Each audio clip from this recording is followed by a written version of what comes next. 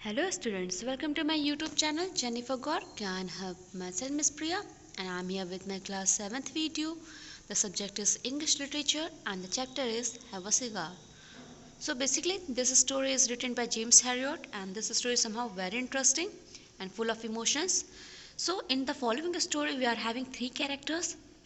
The first character is of Mr. Dean, the old man.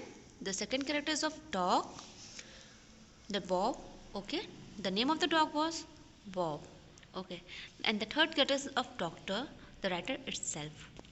So basically this poem going to let you know the full of emotions, the love for animals, and how a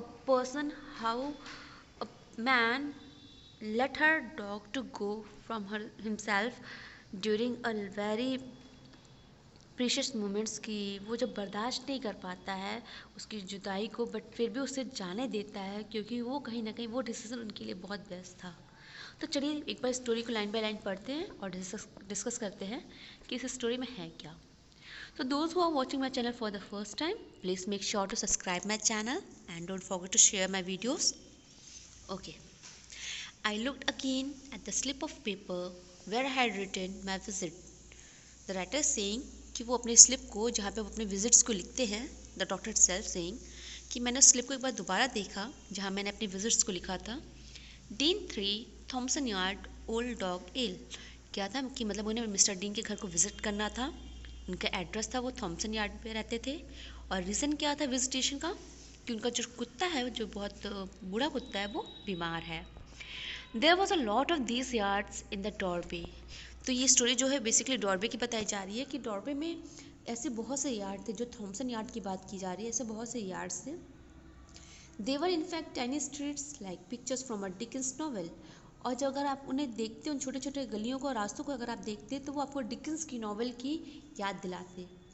some of them opened off the market place and many more were scattered behind the main thoroughfares in the old part of the town. क्या कह रहा है कि वो जो छोटी छोटी गलियाँ थी वो कुछ गलियाँ मार्केट की बाज़ार की तरफ निकलती थी और कुछ गलियाँ जो थी वो फैली हुई थी, स्कैटर्ड थी, चारों तरफ फैली हुई थी। कहाँ पे? शहर के पुराने हिस्सों में। ठीक है ना, जैसे आप देखते होंगे कि अगर आप अपने शहर में होते हैं तो जो एरिया बहुत पुराने होते हैं ना, जो कहीं ना कहीं ट्रेडिशनल फॉर्म शो करते हैं किसी डिस्ट्रिक्ट के या सिटी के, उनके लिए कहा जा रहा है कि वो जो छोटी छोटी गलियाँ जो फैली हुई थी चारों तरफ, वो शहर के पुराने एरियाज़ में जाके मिलती थी।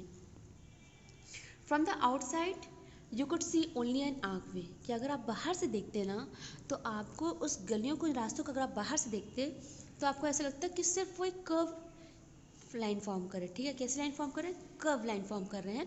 पर जब आप उसके अंदर जाते, and it was always a surprise to me to go down a narrow passage and come suddenly upon the uneven rows of little houses with no two alike looking into each others windows across 8 feet of cobbles. पर क्या कहता है कि जब मैं उन गलियों में जाना स्टार्ट करता था, घुसना स्टार्ट करता था, तो वो ना जाने कितनी गलियों से होते हुए गुजरती थी, कितने रास्ते उस दौरान उन्हें मिलते थे। कुछ घर एक जैसे थे, कुछ घर अलग अलग थे और उन घरों के बीच में ज़्यादा डिस्टेंस, उनके घरों की जो खिड़कियाँ थी उनके बीच में ज़्यादा डिस्टेंस नहीं होता था, तकरीबन 8 feet का होता था। वो भी क्या थे? कॉबल्स का मतलब क्या होता है? स्मॉल राउंड स्टोन्स, जो गोल गोल और छोटे छोटे स्टोन्स होते हैं, उतनी दूरियाँ उनके बीच में होती थी।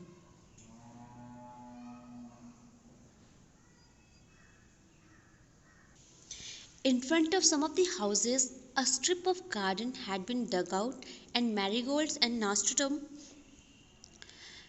struggled over the rough stones. But at the far end, the houses were in a tumble-down condition, and some were abandoned with their windows boarded up. क्या कहा जा रहा है कि जब वो घरों के पास से गुजर रहे थे तो बागीचे में उन्हें क्या थे? गेंदे के फूल लगे हुए दिख रहे थे और नास्टिशियम जो होते हैं, जिनको हम कहते हैं नास्टिशियम कहते हैं, उन्हें हिंदी में जलकुंभी कहा जाता है।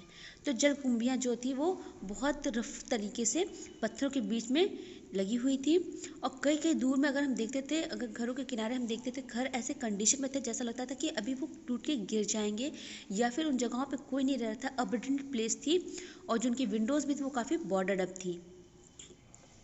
Number 3 was down at this and, क्योंकि हमने जब स्टार्टिंग में पढ़ा था तो एड्रेस क्या था? Dean 3 Thomson yard. तो जिस यार्ड में उन्हें जाना था वो 3rd नंबर पे था। तो यहाँ पे राइटर कह रहा है कि जो 3rd नंबर का था वो उस एक पे था, उस एंड पे था, and looked as though it wouldn't be able to hold out much longer, और उस घर को देखने से ऐसा लग रहा था कि वो घर काफ़ी समय तक अब नहीं टिक पाएगा। The flakes of paint curled on the rotten wood of the door as I knocked, तो क्या था कि जो पेंट था दरवाजे पे, जो पेंट किया गया था, वो भी क्या थे अब उखड़ रही थी, मतलब बारिश और मौसम इतना ज़्यादा ख़राब था वहाँ पे, और कहीं ना कहीं वो दरवाज़ा इतना पुराना हो चुका था कि उसके पेंट तक उस दरवाजे के उस पे से उखड़ रहे थे। और यहाँ पे जब डॉक्टर ने दरवाजे को नॉक किया तो क्या होता है कि वो कुछ पेंट जो वो अपने आप नीचे गिरने लगे। The outer wall burst dangerously on either side of a long crack in the machinery, क्या कह रहा है कि जो बाहर की दीवार थी वो इतनी बुरे तरीके से मतलब क्रैक हो गई थी, ऐसा लग रहा था कि जैसे वो गिर ही जाएगी। A small white heard man answered, तो जब उन्होंने दरवाजे को नॉक किया तो एक सफ़ेद बाल का आदमी आता है। His face pinched and lined, उसका फेस जो था वो काफ़ी लाइनी थी, मतलब रिंकलिंग फेस था। ओल्ड मैन की बात की जा रही क्योंकि यहाँ पे was enlivened by a pair of cheerful eyes, पर जिसकी आंखें जो थी बहुत चेयरफुल थी, मतलब खुशियों से भरी हुई थी, जैसे कि किसी ने किसी को देख के खुशी होती है ना, जब कोई हमारे काम में आने वाला व्यक्ति या फिर हमारे पहचान किया जाता है तो खुशी से आंखों की चेयरफुल आइज लग रही थी। He wore a much drawn woollen cardigan, patch trousers and slippers. अब उनके कपड़ों की बात की जा रही है तो उन्होंने एक हाफ स्वेटर जो होता है ना, जो इनको कार्डिगन कहते हैं, स्वेटर्स जो होते हैं नॉर्मली जो सॉफ्ट स्वेटर्स होती हैं, वो कार्डिगन उन्होंने पहन रखा था। उनके ट्राउजर्स जो थे वो पैच थे, प्लस उन्होंने पैर में स्लीपर पहन रखा था। I have come to see your dog I said and the old man smile, तो यहाँ पे जो राइटर होती है, जो डॉक्टर थे, वो कहते हैं कि मैं आपको यहाँ पे कुत्ते को देखने आया हूँ, जिसकी वजह से जो बूढ़ा आदमी होता है वो काफ़ी खुश होते हैं, जो कि मिस्टर डीन है। Oh, I'm so glad you have come, sir, he said. I'm getting a bit worried about the old cat. Come inside, please. तो यहाँ पे वो कहते हैं कि अरे सर, मैं बहुत खुश हूँ कि आप मेरे डॉगी को यहाँ देखने आए हैं। मैं थोड़ा सा चिंतित था अपने कुत्ते को देख के। प्लीज़ आप अंदर आइए। He led me into the tiny living room, तो यहाँ पर राइटर कहते हैं कि वो अपने छोटे से लिविंग एरिया में मुझे लेके जाते हैं। I am alone now sir, lost my missus over a year ago, she use to think the world of the old dog.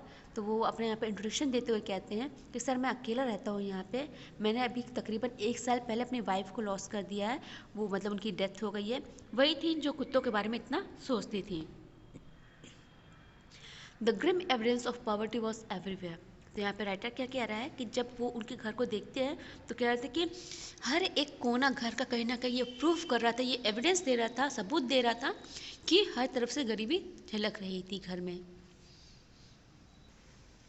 In the worn out Leno, the fireless hearth, the dank must smell of the place, तो क्या था कि यहाँ पे वो जब उनके घर के बारे में बता रहे हैं तो जो उनकी जो लाइनो मतलब क्या होती है, लेनो जो होता है वो बेसिकली एक तरह का मटेरियल होता है जिसको हम लोग अपने फ्लोर पे क्या करते हैं, कवर अप कराते हैं। एक तो टाइलिंग होता है जिसको हम टाइल्स लगाते हैं ज़मीन पे, एक आपका कारपेट टाइप में आता है जिसको हम फ्लोर पे लगाते हैं। तो वो क्या था, वो जगह जगह से फटा हुआ था। द फायरलेस अर्थ, हर्थ क्या होता है, जिसे हम कहते हैं भट्टी, जहाँ पे आग नहीं जल रही थी वो काफ़ी, और जो एरिया था जो उनका प्लेस था वहाँ से काफ़ी मस्ट स्मेल, मतलब एक तेल तेल की जो काफ़ी टाइम से तेल जो रखा हुआ नहीं रहता उस तरह की एक स्मेल सी, बदबू सी आ रही थी। The wallpaper hung away from the damp patches on the table, the old man solitary dinner was laid, तो क्या कह रहा है कि एक वॉलपेपर था जो दीवार पे लगा हुआ था, वो भी ऐसा लग रहा था कि डैम्प पैचेस की वजह से कहीं ना कहीं वो हंग कर रहा था, मतलब लटक रहा था। और टेबल पर जब वो देखते हैं तो वो देखते हैं कि डिनर उनका रखा हुआ था जब डॉक्टर ने विजिट करने गया था। अ फ्रेगमेंट ऑफ बेकॉन, बेकॉन क्या होता है, जो एनिमल्स का जो रिब वाला एरिया होता है उससे बनता है बेकॉन, तो बेकॉन का वहाँ पे एक पीस पड़ा हुआ था। अ फ्यू फ्राइड पोटैटोज, कुछ आलू तले हुए रखे हुए थे, और एक चाय थी। This was life on the old age pension, तो यहाँ पर राइटर कहता है कि इसी तरह की ज़िंदगी हो जाती है जब कोई व्यक्ति अपने बूढ़े एज पे आता है और अपने पेंशन पे ही डिपेंड होता है। In the corner of blanket lay my patient a cross bred Labrador, तो फिर वहाँ पे क्या होता है, अभी तो उन्होंने कि जो ओल्ड मैन था उनके बारे में, उनके फिजिकल अपीयरेंस के बारे में यहाँ पे राइटर ने डिस्कस किया, और उसके बाद उनके घर के बारे में डिस्कस किया। अब वो क्या कहते हैं कि अब मैंने एक कॉर्नर में देखा कि एक ब्लैंकेट में, एक कंबल में मेरा पेशेंट लपेटा हुआ पड़ा हुआ है, और वो कौन था, क्रॉस ब्रीड लेब्राडोर, मतलब क्रॉस ब्रीडिंग के दौरान जो लेब्राडोर था। He must have been a big powerful dog in his time, अब यहाँ पे डॉगी का जो है जो इंट्रोडक्शन दिया जा रहा है, तो यहाँ पे राइटर कहते हैं कि पक्का बहुत बड़ा और काफ़ी शक्तिशाली कुत्ता होगा अपने टाइम में। But the sign of age showed in the white hairs round his muzzle, तो क्या कह रहे हैं, स्नॉट एरियाज जो होते हैं ना डॉगी के, जो उनके मुंह का जो नाक के वाला जो एरिया होता है जहाँ से उनकी मुस्टैच, जहाँ से उनकी मूछें निकलती है, तो क्या है, पर कहीं ना कहीं उनकी उस कुत्ते को देख के पता चल रहा था कि उसकी एज हो चुकी है, कि जो वाइट हेयर्स थे वो उसकी मुजल से पंच आउट हो रहे थे। And the pale opacity in the depth of his eyes. तो क्या होता है कि जब जानवर अपनी ओल्ड एज पे आता है ना, तो उनकी आंखों पे ट्रांसपेरेंट सी परत से जम जाती है, जिसकी वजह से उनकी आइज होती है वो क्लियर इश्यू होती है, ठीक है ना। तो उन्हें वो पेल ओपेसिटी दिख रही थी गहराइयों में। जब वो कुत्ते की आंखों में देखा उन्होंने, he like quietly and looked at me without hostility. तो क्या बोला कि उन्होंने देखा कि कुत्ता जो है वो बहुत शांति से पड़ा हुआ है, और उसने उनकी तरफ कोई मतलब देख के कोई रिएक्शन नहीं किया, शांति से बिना किसी रिएक्शन के वो एज इट इज पड़ा हुआ था। Getting on a bit isn't it he mister D? He is dad, nearly 14, but he is like a pup galloping and about until this last few weeks. तो बोले कि क्या ये कुछ मतलब कुछ खा पी रहा है कि नहीं, वो मिस्टर डीन से पूछते हैं। तो कहते हैं हाँ हाँ, अभी तकरीबन अभी ये 14 साल का है, बट पहले तो ये खाना बहुत ज़्यादा खाता था, पर कुछ टाइम से उसने ऐसा बंद कर रखा है। Wonderful dog for his age is old Bob. तो कह रहे कि अपनी उम्र के हिसाब से बहुत ही शानदार कुत्ता है। कुत्ते का नाम क्या था? Bob. And he is never offered to bite anybody in his life. और इसने अपनी ताउम्र अपनी ज़िंदगी में अभी तक किसी को भी नहीं काटा था। Children can do anything with him. तो यहाँ पे मिस्टर डीन उसका इंट्रोडक्शन देते हुए बताते हैं कि खाना पीना तो वो अच्छे से खाता था, पर किन्हीं वजहों से वो अपनी इस एज पर आ गया, वरना ये बहुत शानदार कुत्ता है, और इसने कभी भी अपनी ज़िंदगी में किसी को काटा नहीं, और जो बच्चे हैं वो उन्हें कभी भी उनको परेशान नहीं करता था। बच्चे जो चाहे उनके संग कर सकते थे। He is my only friend now, I hope you will soon be able to put him right. ये मेरा इकलौता फ्रेंड बच्चा है, और मुझे पूरी उम्मीद है कि आप इसे जल्दी ठीक कर देंगे। Is he of his food mister dean? तो यहाँ पे डॉक्टर जो रहते हैं वो मिस्टर डीन से पूछते हैं कि इसने अपना खाना छोड़ रखा है। Yes, clean off, and that's a strange thing because by gum he could eat, he always sat by me and put his head on my knee at meal times, but he has not been doing it lately. तो यहाँ पे क्या कहते हैं mister dean कि हाँ, उसने पूरे तरीके से खाना बंद कर दिया अपना। और एक जो अजीब सी चीज़ उन्होंने नोटिस किया था डॉग के संग, वो ये था कि अगर उसके दांतों को देखा जाता तो वो ईजिली खा सकता था, पर प्रॉब्लम क्या हो रही थी कि जब वो खाना खाने बैठते थे तो उनके घुटनों पर अपना सर रख के बैठ जाता था खाने के टाइम पे, बट ऐसा वो कुछ दिनों से नहीं कर रहा था। I look at the dog with growing uneasiness. तो कहीं ना कहीं ये बातें सुन के जो डॉक्टर थे वो उनके अंदर एक और असमंजस में आ गए, वो कि आँख में ऐसा क्यों हो रहा है। The abdomen was grossly distended and I could read the tail symptom of pain, the catch in the respirations and the retracted commissures of the lips, the anxiety, preoccupied expression in the eyes. तो फिर जब वो dog को बहुत carefully देखते हैं तो वो देखते हैं कि जो उसका पेट है वो काफ़ी बल्ज आउट हो गया, काफ़ी बाहर निकला हुआ है, जिसकी वजह से लग रहा था देखने से उसे काफ़ी तकलीफ है। उसकी जो सांसें थी उसमें भी खड़खड़ाहट उन्हें महसूस हो रही थी। When his master spoke, the tail thumped twice on the blanket and a momentary interest showed in the white old eyes. तो इस दौरान जब डॉक्टर मिस्टर डीन से बात कर रहे थे तो उन्होंने कहा कि उसने अपने मास्टर की आवाज़ को सुन के अपनी पूंछ को 2 बार थपथपाया ब्लैंकेट के अंदर, और काफ़ी इंटरेस्ट के संग अपनी आंखों को उसने देखा। बट कुछ टाइम बाद जो था ये जो मोमेंट हो रहा था टेल को थंप करने का, वो मोमेंट गायब हो गया, ख़त्म हो गया। I pass my hand carefully over the dog's abdomen. और यहाँ पे जो राइटर रहता है वो बहुत ध्यानपूर्वक अपने हाथों को कुत्ते के पेट पे लेके जाता है। Ascites was pronounced and the dropsical fluid had gathered till the pressure was intense. तो जब वो अपने हाथों को उसके पेट पे लेके जाता है तो वो नोटिस करते हैं कि इस डॉग को एसाइटिस के इश्यूज रहते हैं। एसाइटिस एक कॉमन टर्म होता है बच्चों, जिसमें क्या होता है कि आपकी पेरिटोनियम कैविटी जो होती है पेट की, उसमें पानी फिल होने लगता है, पानी भरने लगता है।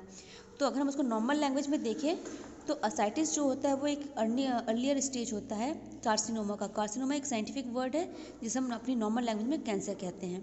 तो यहाँ से राइटर को, जो डॉक्टर थे इटसेल्फ, उन्हें कहीं ना कहीं ये महसूस हो गया था कि असाइटिस की वजह से उसे काफ़ी तकलीफ है।